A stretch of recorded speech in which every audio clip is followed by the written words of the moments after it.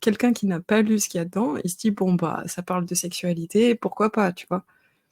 Mais le truc c'est qu'il faut voir les propos qui sont tenus dedans et comment c'est fait, quoi. Et à ce moment-là, ça te choque que ce soit un cheikh islam qui l'a fait, genre. C'est ça.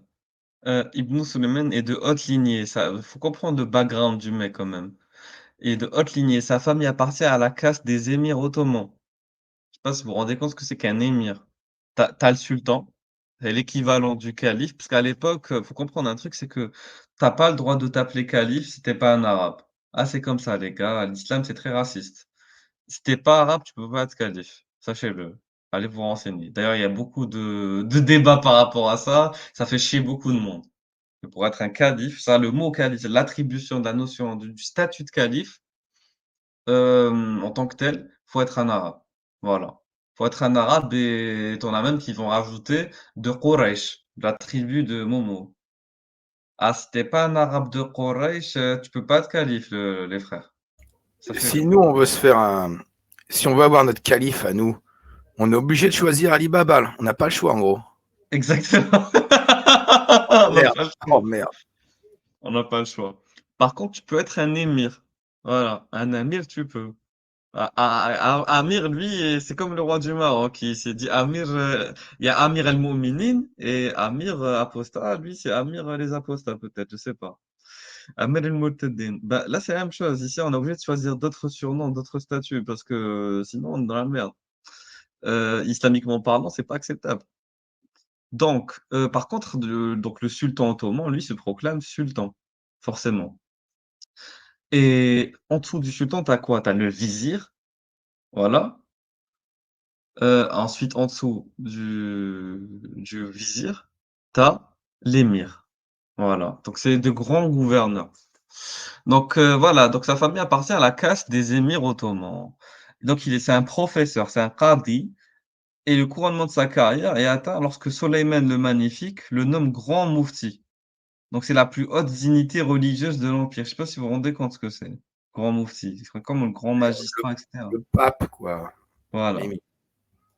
D'autres pensent aussi que la paternité de cette œuvre pourrait revenir au grand savant Soyoté, mais en fait, c'est juste qu'il a pris, voilà, Sulayman s'est appuyé sur Soyoté, donc c'est logique en fait qu'on se retrouve ça dedans. Donc cette œuvre est fondée sur la défaillance du sultan Sélim Ier. Ah, le pauvre Sélim Ier, il commence à devenir vieux. Donc, il a été, voilà, qui déclinant, affecte d'une sexualité qui périclite, donc une sexualité qui défaille. Donc sollicité, Ibn Sulayman va devoir s'évertuer à produire un livre pour ce maître intraitable qui permettra à ce dernier de recouvrer une seconde jeunesse. L'auteur sait que l'islam originel n'a jamais enfermé le corps dans l'interdit du péché, car de toutes les religions, l'islam c'est certainement la religion la plus sexualisée, ça c'est vrai. L'auteur construit donc son ouvrage en se fondant sur le Coran et les hadiths. Il affirme dans sa préface: son propos s'inscrit dans la juste voie tracée par le Coran et par la pratique du prophète. Son intention est d'aider son prochain à accomplir son devoir de musulman en lui permettant de faire l'amour de manière juste. Masha'Allah. Le Coran, c'est du Viagra, quoi, en gros. Mais ah, mais ça, c'est vrai que t'as pas lu le livre, toi. Dans le livre, il écrit quoi? Il dit: il n'y a rien de mieux que de lire en préliminaire des versets du Coran. Hmm. Si possible, la sourate des fibres. Là, c'est un peu une ambiance, voilà, corde, etc. Le sadomaso, oui, ouais. Voilà.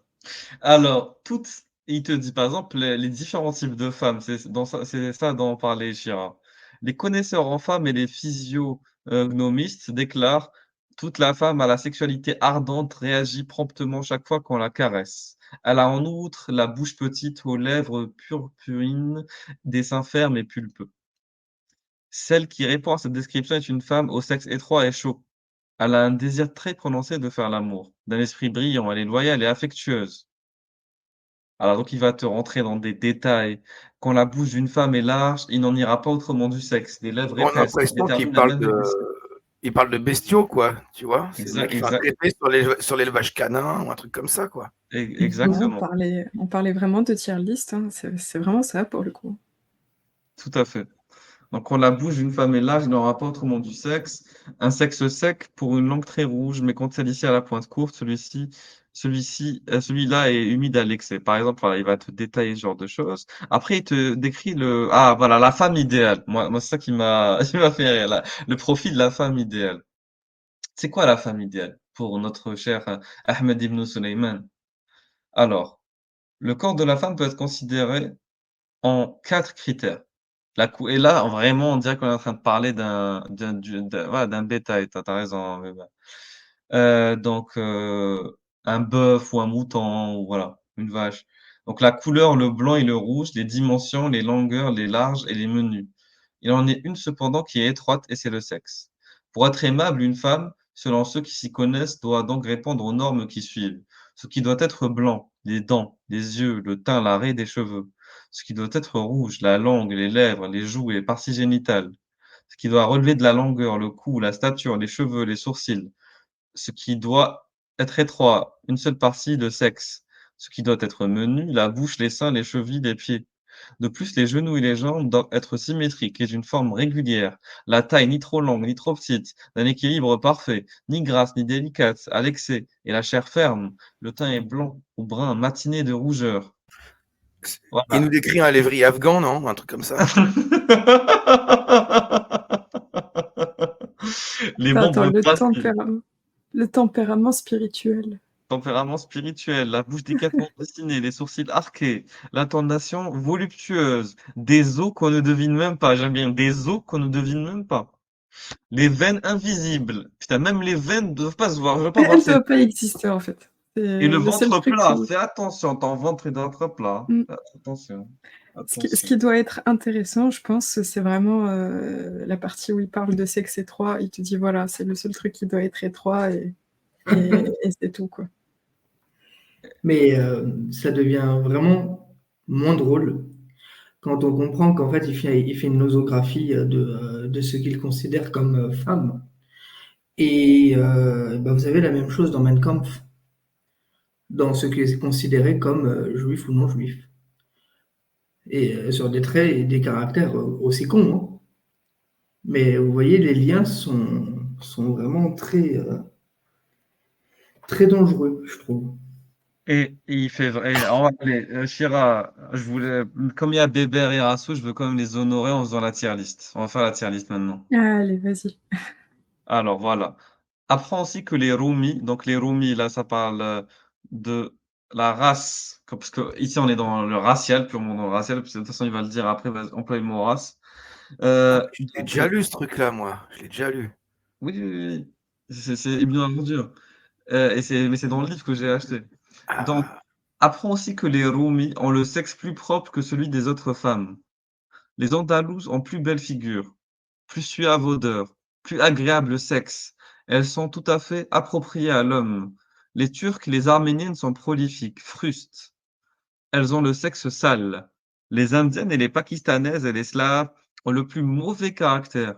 Elles sont repoussantes, rancunières, mal avisées, mesquines. De plus, elles ont mauvaise odeur et le sexe sale. Les Noirs sont les plus niaises et les plus grossières.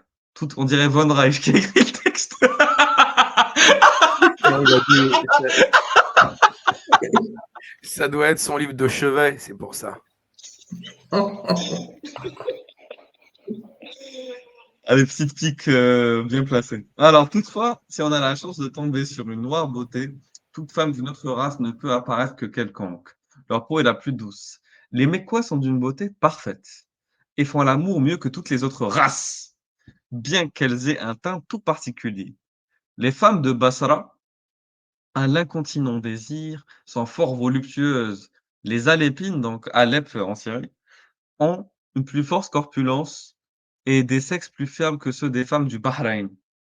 Donc là, on est dans l'Arabie. Les Syriennes possèdent l'équilibre en toutes choses et celles de Bagdad sont irrésistibles. Là, Bagdad, Irak, plus belle et davantage portée sur la jouissance que toutes les autres. Pour qui cherche la quiétude et la bonne entente, qu'ils prennent des Perses. Mais les Arabes sont les meilleurs de toutes celles que nous avons citées, bien sûr. Évidemment, évidemment, évidemment. Voilà. C'est incroyable. C'est pas Régulus qui a écrit ce texte, c'est Cheikh al-Islam, Ahmed ibn Oui, il faut Sulayman. préciser quand même que c'est pas ce qu'on pense. Attention, c'est un texte raciste. Hein. Attention. Hein. Voilà. Punaise. C'est incroyable, parce que c'est enseigné cette merde.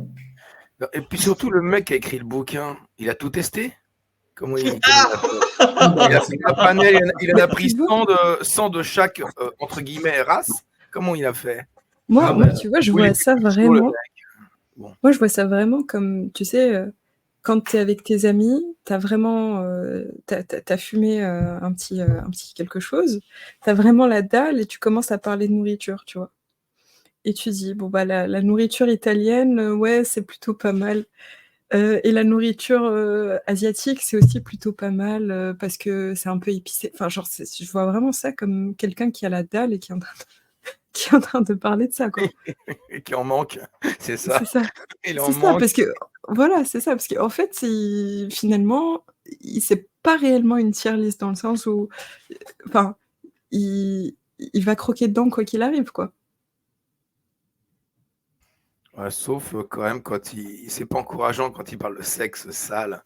C'est- Mais Bébert, pour qu'il arrive à savoir que, bref, tu vois, pour qu'il arrive à déterminer ce critère, c'est il est passé par là, quoi, non? Ben justement, je sais pas, parce que dire que telle catégorie de femmes, selon leur ethnie, elles ont le sexe sale, euh, à mon avis, c'est n'importe quoi. Enfin, je veux dire, à mon avis, il raconte tout ce Évidemment qu'il que c'est raconte là. n'importe quoi. Il a rien testé, ce mec. Je sais pas s'il Évidemment que c'est ah, mais n'importe quoi. il Mais connaît je pas les pense, races. C'est simple. mais je Non. pense qu'il se pose beaucoup de questions sur le sexe de ces femmes-là, quand même.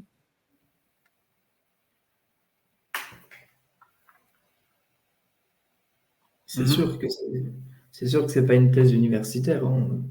Le gars, il se projette dans ses fantasmes les plus incroyables. Exactement. Exactement. Donc après, il rentre dans des détails. Alors, un récit de Ibn. Voilà, on rapporte certaines choses singulières. Si on veut profiter à son insu d'une femme endormie, donc là, encore une fois, c'est pas Régulus qui le dit, c'est Ahmed ibn Sulayman, le cheikh islam de la sublime porte de l'Empire ottoman. On rapporte certaines choses singulières. Si on veut profiter à son insu d'une femme endormie, il faut mettre dans un paquet une molaire d'homme et un os de la partie gauche d'une huppe et les placer sous son oreiller. Donc, longue, entre parenthèses, longue description de comment s'approcher de quelqu'un endormi en rampant jusqu'à lui et quel subterfuge utiliser si on se fait attraper. Masha'Allah. Masha'Allah. Et donc ici, il te décrit un peu ce qu'il faut faire. Le rampeur doit être avant tout d'une finesse extrême. Attends, c'est un truc homosexuel, hein. T'as vu le titre? Oui, oui, oui, bien sûr, oui. Oui, oui. Récit d'Abou Nouès qui tenta cette technique auprès d'un jeune et faible qui ne se laissa pas faire. Donc là, c'est la technique islamique, voilà, parce que là, on est vraiment dans le secteur islamique, de comment s'approcher de quelqu'un d'endormi pour abuser de lui. Le rampeur doit être avant tout d'une finesse extrême. Tu dois ramper. Déjà, tu dois être dans la stratégie du rampeur et être assuré qu'on ne dira pas. Ainsi, il s'évitera d'autres et déconvenus d'empathie Abou Nouès. Aboul Mondil raconte. Donc là, c'est l'histoire de Abou Nouès, avec le petit sourire en coin, là, malicieux. Abou Nouès fut convié par un ami à une fête. L'endroit était fort agréable, un jardin aux arbres fruitiers et aux frondaisons à perte de vue. Les chansons étaient un bel effet, fort circonspect, veillant et parant à tout. Abou Nouès ne le quittait pas des yeux, à tel point qu'il l'effaroucha. Le vin coulait à flot, le temps passait, les convives finirent tous par sombrer dans le sommeil. Leur vigilance était noyée dans les vapeurs de l'ivresse, mais le désir faisait veiller Abou Nouès.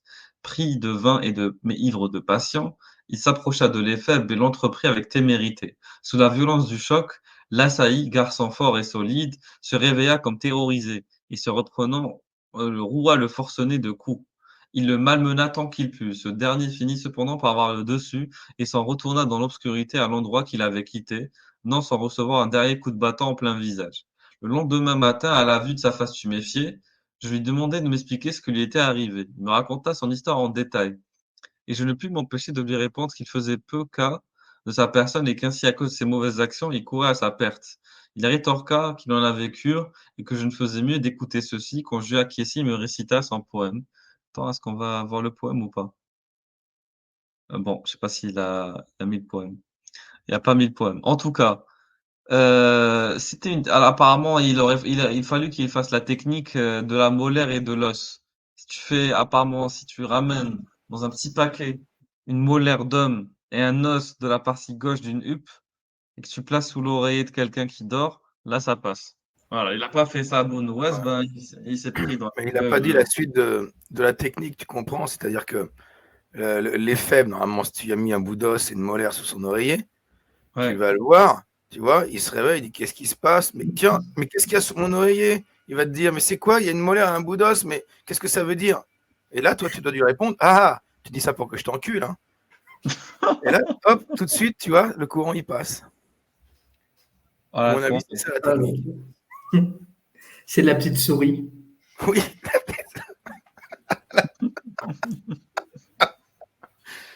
Ah, punaise. Vous comprenez, exactement, donc vous comprenez exactement non, mais exactement, c'est Clément, c'est une tactique de viol et c'est ce qu'on dénonce aussi en lisant le livre. Là, on rigole pour détendre l'atmosphère, mais c'est clairement une tactique de viol. Là, Abu Nouès a tenté de violer un homme, on est d'accord, un jeune homme. On est d'accord, c'est ignoble Oui, et c'est raconté dans le livre, sans quelconque critique. Voilà, normal, juste on rapporte ça et c'est tout. Alors, la ruse, l'intrigue et la tromperie sont ce qui caractérise les femmes. Dieu le Très-Haut affirme: «Leurs machinations font fondre les montagnes». Alors s'ensuit la courte histoire d'une femme de calife qui, jalouse de la laideur de la maîtresse de son époux, le trompe avec l'homme le plus moche de la ville en usant de son autorité à cette fin. Un homme dit un jour à sa femme: «Je viens d'entendre un prêche et tu sais quoi? Quand un homme fait l'amour à sa femme, c'est comme s'il avait tué un infidèle». Ah, oh, mashallah, il y a la bac. What? C'est wow. mashallah. Un Wow. autre Tu savais pas, Rassoul? Je n'avais pas lu cette phrase. Oh C'était les bordel. premiers hippies. C'était les premiers hippies. Faites l'amour, pas la guerre. What? Mais c'est des malades jusqu'au bout, bordel. Hein. et après, Pourquoi tu vas pas au combat, toi? T'inquiète. Je suis un vrai moudjahid. mais regarde c'est bon, la femme, elle répond quoi? Elle dit: «Tue tant que tu peux, mais sais-tu qu'il y a en toi au moins 2 infidèles? Alors nous en bénéficierons tous les 2 et chacun aura sa propre contrition». Ah, elle est maligne. Il lui fit l'amour 2 fois et s'endormit. Au bout d'un certain temps, sa femme le réveilla. Il lui intima alors de tuer un autre infidèle. Et elle continua à le harceler tant de fois qu'à la fin, ne pouvant plus, s'écria: «Triste femme, je ne suis pas Ali ibn Abi Talib, que Dieu le bénisse, et je ne dispose pas non plus de son épée, sa célèbre épée, d'où Al-Fikar. Et c'est bien pour cela que je ne peux pas ocrire tous les infidèles de la terre en une seule nuit».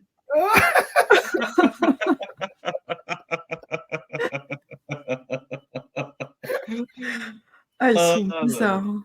Ah, ils sont bizarres, les petits Non, kinks. mais c'est des histoires drôles, ça. C'est des jeux de rôle, là, c'est des jeux de rôle. Mais oui, Oui, non, c'est mais ça, ça, c'est le petit kink. c'est des blagues, c'est des histoires de cul drôles que les mecs ils Ah sortent là là. à l'époque pour se faire rire. Et ça, surtout dans un bouquin religieux. Mais c'est pas drôle, ça. C'est un spectacle comique, je pense. Tu vois, c'est genre le Coluche de l'époque, je sais pas, moi. Ah là là. Là. Par exemple, là, il y a des histoires, par exemple. On va dire une mini-histoire. Allez, je vais zoomer. 6e histoire. Mon père était un négociant qui m'éleva dans l'aisance. Quand je deviens nubile, il me donna en mariage au fils de mon oncle. Nous vécûmes plusieurs années en parfaite harmonie. À la suite d'une grave maladie, mon mari décéda. J'en éprouvai un grand chagrin et je fis élever son tombeau à un petit édifice. Ensuite, je m'attachai de service de 5 aveugles qui prirent l'habitude de plasmodier le Coran pour le repos de l'âme de mon mari. Régulièrement, je venais me recueillir sur sa tombe. Une nuit, que je m'y rendais, un des aveugles dormait à côté, le sexe dressé, comme une fière colonne. Je commençai à bredouiller, à maudire Satan. Je faillis réveiller l'aveugle, mais le démon me souffla de ne rien faire. Sa chose était belle et agréée au cœur. Je m'approchai. Cette pousse de calebasse géante offerte à mon regard emporta ma raison et éveilla mon désir. J'ôtai mon pantalon, mis de la salive sur son et sur le sien, et je me l'enfonçai jusqu'à la garde. Une volupté sans égale me gagna. Mon va-et-vient au-dessus de l'aveugle ne secouait pas sa torpeur et aucun ne sortait de sa bouche. N'y tenant plus, je lui criai: «Es-tu de pierre ou un objet inanimé? Ne vois-tu pas que j'ai besoin d'aide, diable d'aveugle?» Il m'entendit, joua de ses mains comme il se doit, me secoua bel et bien et me baisa jusqu'à satiété. De ce jour-là date la perte de ma vertu et si je suis devenu prostituée, ce n'est pas sans raison. Voilà. Oh La putain. littérature coquine que tu trouves chez les bouquiniers à Paris, là. Franchement, c'est la littérature du 19e siècle, un peu coquine, tu vois, un peu. C'est ça. Ils étaient en avance sur leur temps. Ah ouais, sur Franchement, oui. sur le fantasme de se faire prendre sur la tombe de son mari, tout ça. Mais c'est Ah, C'est horrible. Mais elle est quand même en train de violer un aveugle et elle engueule l'aveugle parce qu'il est pas. Il n'arrive pas. Non, mais c'est incroyable. Ah là là là. Ah,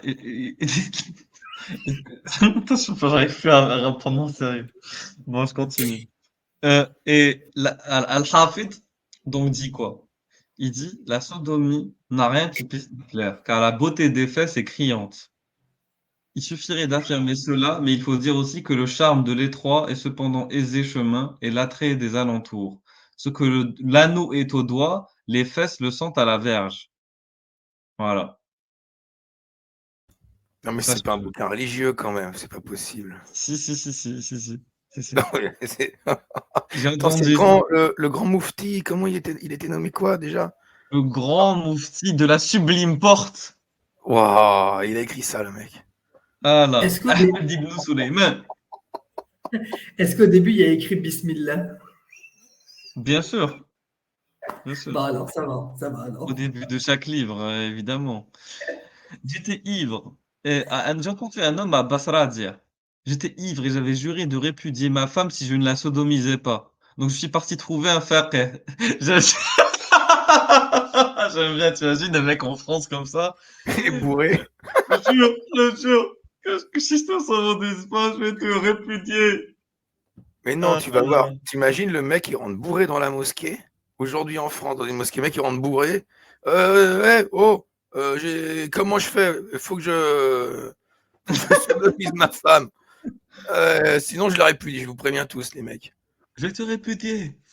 Non, mais après, ce qui se passe, c'est il est parti trouver le faqih, qui avait l'habitude de prêcher dans une mosquée, et je lui ai raconté mon histoire. Tu imagines si tu vas emmerder, bah, imagine Boussena, il s'est emmerdé comme ça. Monsieur Boussena, voilà, j'ai un petit problème. J'ai juré que je te fais sodomiser ma femme. Mais sinon, je la répudie, comment je fais? Ou Rachida El Djaï, voilà, tu vas te déranger un imam comme ça, tu vas lui dire comment je fais, aide-moi. Donc le faqih, il sourit. Il lui dit: «Chaque Dieu que Dieu fait, je prends ma femme comme tu as eu la velléité de le faire». Et ça, c'est un faqih qui lui répond comme ça. Un faqih, je le rappelle, c'est un jurisconsulte. Donc il a un statut plus élevé que celui de l'imam. Que Dieu te pardonne, va et demande à ta femme de se mettre à quatre pattes, mets-toi derrière elle, ne sois pas économe de ta salive, pénètre ce qui se présente en premier, passe au second et compte en alternance dure jusqu'à la projection. Voilà. Et ça, c'est un faqih qui donne ce conseil à un fidèle musulman. La scène, elle est irréaliste. Enfin, elle est incroyable, quoi. Le mec, il rentre bourré dans la mosquée. Il dit, ouais, j'arrive pas à sodomiser ma femme. Et l'imam, choqué, non. Ah, moi, je l'encule tous les jours, la mienne. Va la mettre à quatre pattes et puis vas-y.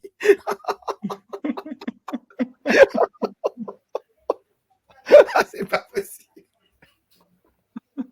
Ah, le grand moufti, il m'a tué. Donc certains, et ça continue, certains affirment que les Noirs et les Abyssins préfèrent les fesses, les aisselles et les aines. En Inde, il y a une communauté qui porte le nom de Koufis, qui n'aiment que cela. Ils ne prennent leurs femmes que par les aines, les aisselles et la bouche. Ce qu'il y a de plus étrange, la pratique du coït, cette façon qui consiste à mettre deux coussins sous les fesses d'une femme et à lui demander de saisir ses orteils avec les mains en les tirant vers l'avant de son corps. Si elle arrive à bien le faire, la proéminence de son sexe sera maximale et l'homme assis entre les cuisses pourra la pénétrer en jouissant du spectacle de ses fesses et de tout ce qui se présente à sa vue. Voilà.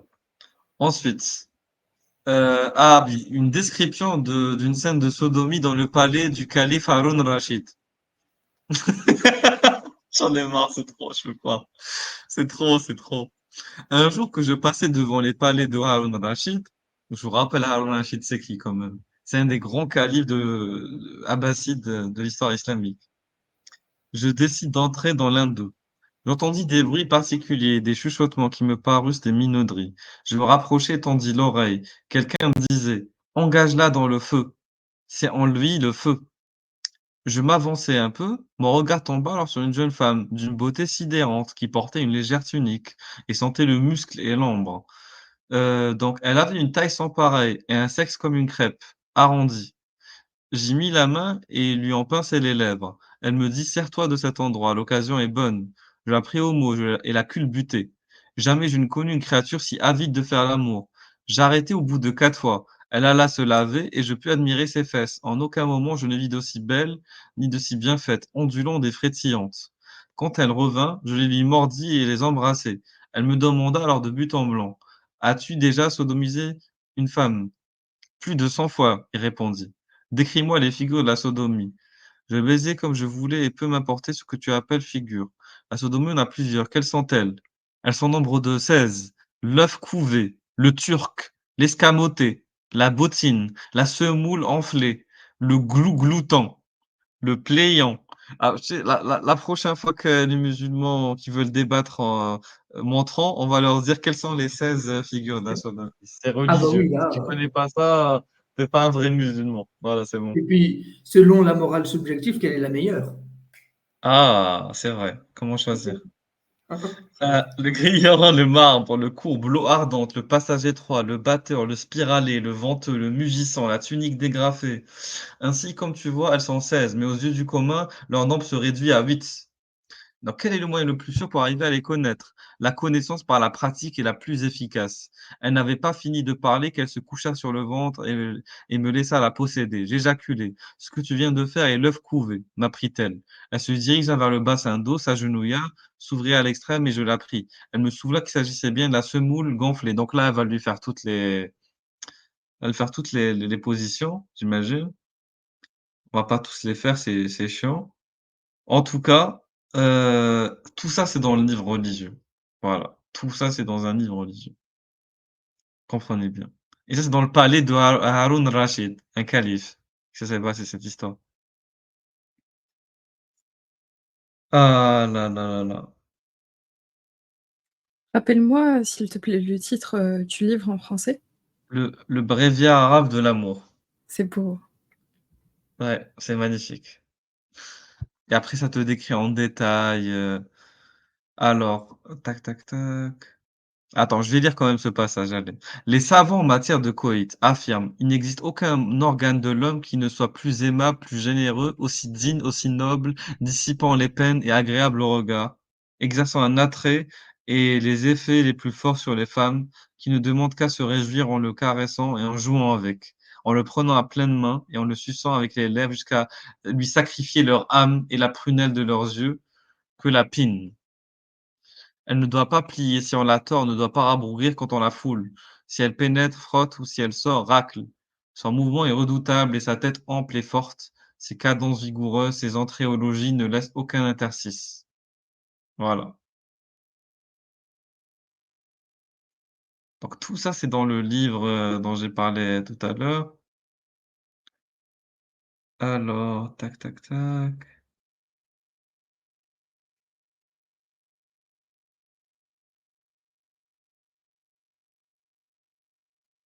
Ah, on va lire ça. Excellent. On demanda à une femme qui était sage: «Pourquoi ne souhaitait pas avoir de mari?» Elle répondit: «Je détesterais qu'il ne veuille pas ce que je souhaiterais. Si cela se trouvait, le souhait se transformait en désir irrépressible, alors je n'aurais plus d'autres désirs ou d'autres occupations, sinon des obsessions qui obscurciraient tout mon esprit.» On demanda à une vieille ce qu'elle aimait le plus, et s'il en allait de même pour les autres femmes. Elle répondit: «Le libertinage en amour jusqu'à la fin des temps, sauf pour celle que Dieu a promise à la chasteté.» Il est fort conseillé d'entreprendre la femme quand elle ressent de la fièvre. Cela ne manquera pas de lui convenir à merveille et fera baisser sa température. Certains savants affirment que l'acte sexuel convient davantage aux femmes quand elles souffrent de certains maux. En effet, la conjonction empêche la maladie et la conjonction, donc c'est le fait de faire l'amour, j'imagine, empêche la maladie et répare une santé défaillante. Elle permet de guérir miraculeusement, comme aucun remède ne le ferait auparavant. Et son effet thérapeutique dépasse et de loin celui que procurent les lavements et permet une longévité remarquable. Il faut conjoindre une femme qui vient d'être traumatisée par une mauvaise nouvelle ou par toute autre surprise malencontreuse.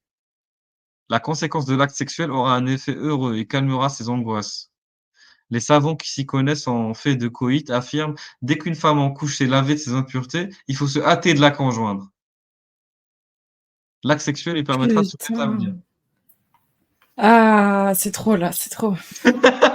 Donc, Oui, le, Rassoul, le père vient de décéder, tu peux, du coup, c'est évidemment. un acte de traumatisme, et du coup, faut l'aider, quoi. On voit vraiment quand même hein, que c'est des malades mentaux qui ont écrit ça, quand même. Franchement. Ah là là là. Voilà, l'acte sexuel lui permettra de se rétablir. Les affres de l'accouchement lui ont fait perdre beaucoup d'énergie. C'est pourquoi il est recommandé de ne point être économe avec elle dans ces circonstances. Le besoin qu'elle ressent est comparable à celui d'un homme qui souffre d'une grande faim et d'une grande soif. S'il ne trouve pas à se rassasier, il en meurt. Généralement, la pudeur, la timidité et la concorde sont les vertus qui caractérisent un couple plus ou moins assorti jusqu'à 58 ans. Au-delà, une femme perd ses avantages. Sa chair s'affaisse et sa peau se dessèche, et ses cheveux deviennent blancs. Les subtils en coït affirment qu'il n'y a pas plus voluptueux que l'acte sexuel saisi au vol et perpétré avec une inconnue. Il demande, Ok. il demande un savoir-faire incontestable, fait appel à la ruse, n'est pas sans risque, mais il paye bien en retour. La mère demanda un jour à sa fille comment elle aimait se faire prendre par son mari. La fille répondit: quand il revient de voyage, tout est bourriffé, il ferme tout, baisse les rideaux, il me pénètre partout. La Non, mais mère c'est ouais, sérieux. Stylé la conversation mère-fille. Hein. Ouais, t'as vu? C'est ça, c'est. Et après, ils enseignent quoi oh là là. Ils disent qu'il faut être puritain, je sais pas quoi. Oh là là. ah, je suis mort. Attends, je continue. Alors, Est-ce qu'il y a les mêmes conversations entre père et fils? ah, il en parle pas. Je sais pas. Bah, la conversation, ça doit être quelle ruse t'as utilisé. Donc, Gilles, tu as la réponse. Tu es vieille à 58 ans, apparemment, selon le chiffre. Loin. Alors, ça, c'est intéressant. Donc, de la sorte, c'est comme s'il me baisait dans 3 différents endroits. La mère n'en pouvant plus, il apostropha: tais-toi, fillette! Ta mère vient de pisser de désir! Donc, elle n'a pas supporté la mère d'entendre tout ça. Donc, le prophète Mohammed, loué soit-il par le Seigneur, n'avait-il pas dit leur esprit est dans le sexe? Ah, Momo qui intervient dans le texte, comme ça, d'un coup. Il faut intervenir Momo. Et n'a-t-il pas ajouté obéir aux femmes est une affliction? Aïe, aïe, aïe, aïe, aïe. Les caractères des hommes diffèrent de ceux des femmes. Les désirs de ces dernières sont tout à fait particuliers, car le juste milieu leur fait défaut. Voilà, les femmes, elles n'ont pas de juste milieu. Le prouve ce fait bien connu qu'elles font toujours le contraire de ce qu'on leur demande de faire. Ah, ah. Plus un homme avance en âge, plus sa pudeur grandit. La femme est tout le contraire. La raison se parachève en l'homme qui vieillit. Sa patience s'étiole, tout l'inverse de celle de la femme. Il faut que l'homme sache que la femme ne désire pas autre chose que ce qu'il désire lui-même. Leur but est commun, décharger le trop-plein de tension qu'affectionne une forte envie et même le simple désir. Si par négligence ou par inadvertance, l'un des 2 jouit seul, l'autre ne peut être frustré de son orgasme et sera fort déçu. Pour complaire à l'autre, pour réparer sa propre hâte, celui qui jouit prématurément sera dans l'obligation de revenir à la charge. Il se pourrait même qu'il n'y puisse y parvenir et cela lui occasionnera de la fatigue et des peines inutiles. C'est la débandade. Ah là là. Bon voilà, donc l'histoire se termine là, mais le texte, le livre a d'autres histoires que je dirai plus tard, il y a pas de souci.